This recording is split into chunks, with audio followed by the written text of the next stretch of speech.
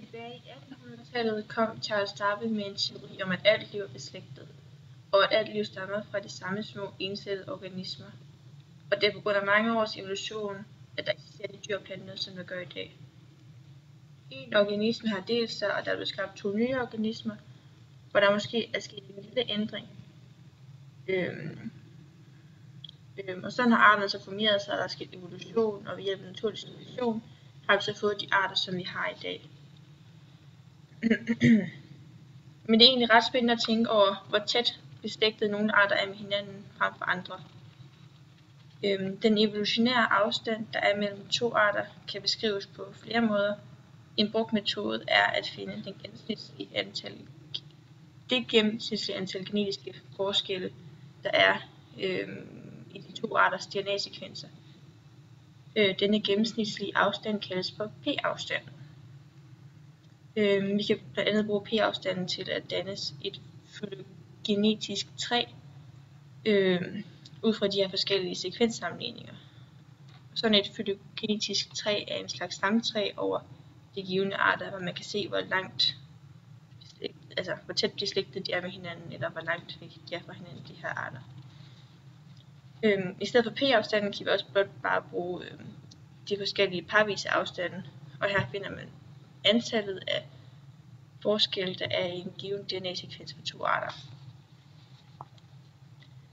Vi kender den samlede mitokondriegenom for 5 bestemte bjørnearter. Her er nemlig pandaen, brunbjørnen, den amerikanske sortbjørn, kravebjørnen og isbjørnen. Og her er så vist en afstandsmatrice baseret på antal parvise forskelle. Og jeg vil så gerne lave sådan et UPGMA-træ over disse arter. Og sådan et UPGMA-træ er sådan en slags stamtræ for arterne, hvor det vises, hvilke arter, der er tættest beslægtet med hinanden, og hvilke ligesom grene de stammer fra, og hvor de sådan udspringer fra, og hvornår de sådan, hvilke arter er tættest beslægtet med hinanden, og hvilke der ligesom er længst fra hinanden. Og det vil jeg ligesom gøre sådan trin for trin. Og som det første trin skal vi finde de 2 bjørne, som har færrest forskelle i denne her afstandsmatrice. Og her kan vi se, at brunbjørnen og isbjørnen har færrest forskelle. De har nemlig kun 5 forskelle, som også er markeret her med rød. Derfor for at indtegne det som i vores lille træ, så har vi så her en række med længde forskelle. Og vi har jo 2 grene, så vi har sagt 5 delt med 2. Det er 2,5, at hver gren skal være. Så har de 5 afstand til hinanden.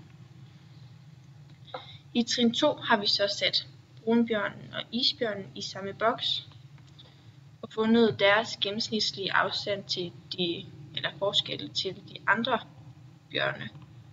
Hvor vi så igen vi skulle finde de 2 bjørne, der har færrest afstand. Og det er så kravebjørnen og den amerikanske sortbjørn, som har 8 forskelle. Så her laver vi 2 nye grene, som har 8 i forskel til hinanden. Derfor er denne gren 4, og denne gren er også 4. Fordi 4 plus 4 til 8. Yes. Igen har vi sat kravebjørnen og den amerikanske sortbjørn i samme boks, og så fundet deres gennemsnitlige forskel til de andre bjørne. Og så igen fundet den mindste afstand, eller den mindste færreste forskel der er i denne her mitokondriegenom. Og det er så 12,25 mellem kravebjørnen og den amerikanske sortbjørn sammen med brunbjørnen og isbjørnen.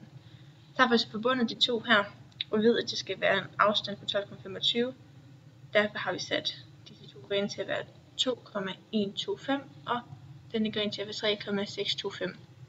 Og her kan vi jo så også se, at det der er grundet i, at den gren 4 plus de 2,125 plus de 3,625 plus de 2,5, det er så lige med de 12,25, som skulle være afstanden i forskellen. Og så har vi så sat alle de 4 bjørne her i samme boks, og så set forskellen til pandaen, hvor der så er 26. Derfor har vi valgt at sætte pandaen på en helt ny gren for sig selv, hvor denne gren er 13 lang, Og hvis man pudser disse grene med hinanden, så vil det også give 13. Og derfor er det så, at alle disse bjørne har en afstand på 26 til pandaen. Jo. Så har vi fået opgivet nogle 12S-RNA-genet fra 8 bjørne, hvor jeg så inde i Mega har sammenlignet de her DNA-sekvenser og konstrueret et ublik KMA3 for de her 8 bjørne.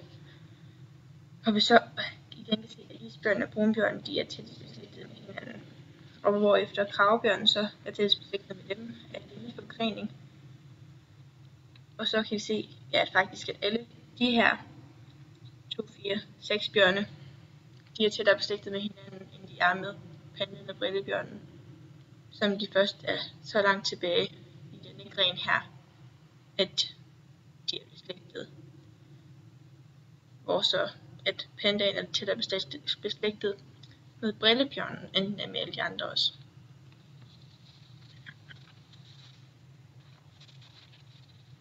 Jo, og så til sidst, så har der været en artikel i Canada, om at der er blevet fundet en såkaldt rolar eller pislibjørn, som er en hybridbjørn mellem en isbjørn og en grizzlybjørn, eller en grizzlybjørn er samme som brunbjørn.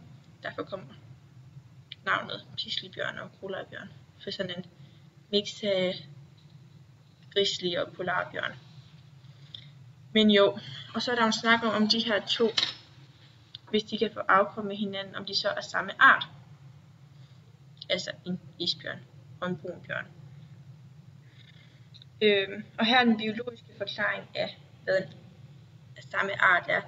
Det er, at to arter er den samme, hvis de kan få et afkom med hinanden, som så igen kan få et afkom. Altså hvis deres afkom ikke er sterilt. Her kan vi for eksempel se på det eksempel som hesten og æslet, som er to forskellige arter, men som kan få et afkom med hinanden som et muldyr. Men her er muldyret sterilt. Så hvis muldyret havde kunnet få unger, måske et æsel eller et andet muldyr, så vil man kalde hesten og æslet for samme art. Men det er jo ikke tilfældet. Så her kan vi jo så se, når der går en blanding mellem en isbjørn og en brunbjørn rundt, så er spørgsmålet så egentlig om denne rolarbjørn er et produkt af en anden rolarbjørn, eller om den er et produkt af en isbjørn og en brunbjørn. For det, at en isbjørn og en brunbjørn kan få en unge sammen, det betyder vel egentlig ikke, at de er samme art. Men vi kunne også se på stamtræet før, at de er tæt beslægtet. Så alligevel, så kan man så kalde det den samme art. Fordi vi ved jo heller ikke, om de så, den her rolarbjørn, kan få afkom. For hvis en rolarbjørn og en rolarbjørn, eller en rolarbjørn og en isbjørn, nu får afkom med hinanden, så vil man jo pludselig kunne kalde isbjørnen og brunbjørnen for samme art. Selvom med det blotte øje, når man ser på de to bjørne, ser de vidt forskellige ud, fordi en isbjørn er jo helt hvid, og en brunbjørn er jo helt brun. Så ja, det er jo det,